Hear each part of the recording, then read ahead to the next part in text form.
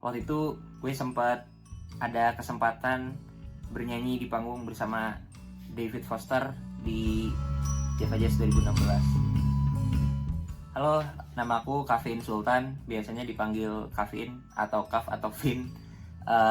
Angkatan 2019, jurusan arsitektur interior. Sekarang hobiku bermain musik dan menciptakan musik, dan lagi belajar produksi juga. Mungkin kilas balik sedikit ke tahun 2016. Waktu itu gue sempat ada kesempatan bernyanyi di panggung bersama David Foster di Java Jazz 2016. Itu cukup mendadak juga kejadiannya, cukup spontan dan cukup berkesan sampai sekarang sih. Menurutku sih sebenarnya arsitektur tuh sangat berkaitan dengan musik.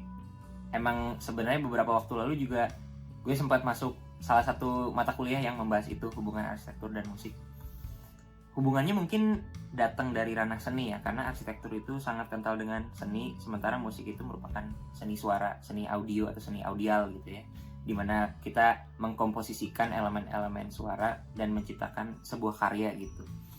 Dan sebenarnya gue lihat banyak banget keterhubungannya, dan ilmu-ilmu yang gue dapat di dalam arsitektur juga banyak banget yang bisa diterapkan dalam musik, terutama ketika aku mencoba untuk merangkai sebuah komposisi musik gitu. Karena dalam arsitektur kan, terutama di semester-semester awal, kita diajarkan untuk mengkomposisikan citra-citra atau form-form gitu secara visual gitu. Ya intinya menciptakan karya atau komposisi visual, terutama di desain dasar dan lain-lain. Nah, sementara kalau di musik itu kan kita mengkomposisikan elemen-elemen suara. Jadi sebenarnya tuh design thinkingnya tuh serupa. Secara keseluruhan kita tuh merangkai sebuah karya, dan pasti ada kontras yang tercipta. Terus habis itu ada tekstur-tekstur yang berbeda yang diimplementasikan. Mungkin kalau dalam konteks musik itu bentuknya tuh menjadi sound ya, tekstur dari suara. Apakah instrumen ini tuh terasa hangat, apakah instrumen yang ini terasa sedikit lebih robotik dan dingin gitu, dan lain sebagainya. Nah, sebenarnya ilmu-ilmu seperti itu dan strategi-strategi seperti unity dan juxtaposition dan lain-lain itu tuh kepake banget ketika, at least buat aku pribadi ya, ketika mengkomposisikan sebuah karya atau mengkomposisikan sebuah lagu atau ngaransemen sebuah lagu yang udah ada gitu sih.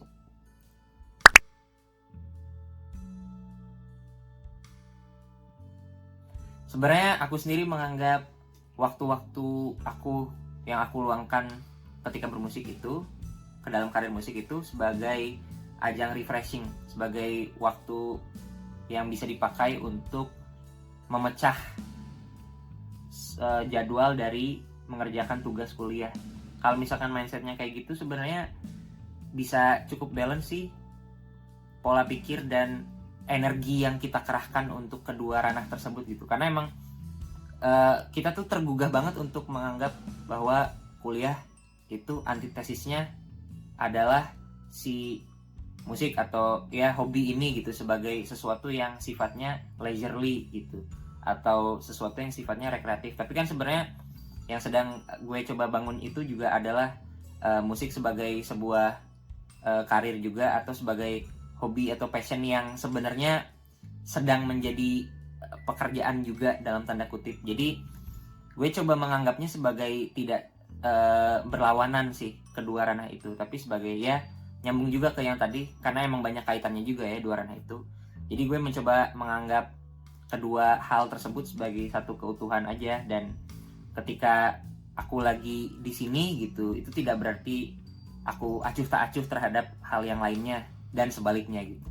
Ya mencoba untuk menyeimbangkan energi yang kita kerahkan ke dalam keduanya, karena at the same time itu gue percaya akan mendukung satu sama lain sih, dari segi ilmunya dan dari segi disiplinnya. Tips-tips untuk kalian yang ingin berkuliah di bidang ini, di bidang arsitektur, dan yang sedang berkuliah, mungkin dibawa santai aja. Dan tapi rasa ambisius itu, keambisan itu perlu juga, walaupun ditakar-takar juga, jangan sampai self sabotaging karena itu tidak sehat.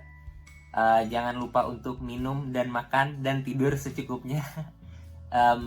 Sama mungkin perlu juga di waktu senggang itu paparkanlah diri kita masing-masing dengan resources yang sebenarnya tuh sehilir dan sejalan dengan apa yang sedang kita pelajari gitu di kuliah sekarang gitu, karena itu secara alam bawah sadar akan kerekam, akan menjadi second nature gitu ya. Jadi ilmunya keserap lebih banyak gitu. Jadi ya nonton aja dan baca aja resources di waktu senggang, karena itu akan berpengaruh cukup baik dengan terhadap performa kita ketika sedang berkuliah. Itu mungkin perannya cukup besar sih, dan cukup signifikan bisa dibilang, karena emang gue beli bahan di situ terus, dan emang bisa dibilang terjangkau juga dari segi jarak dan biaya, ya jadinya hemat ya. Itu merupakan poin plus banget sih sebagai seorang mahasiswa arsitektur interior. Untung ada Korpma.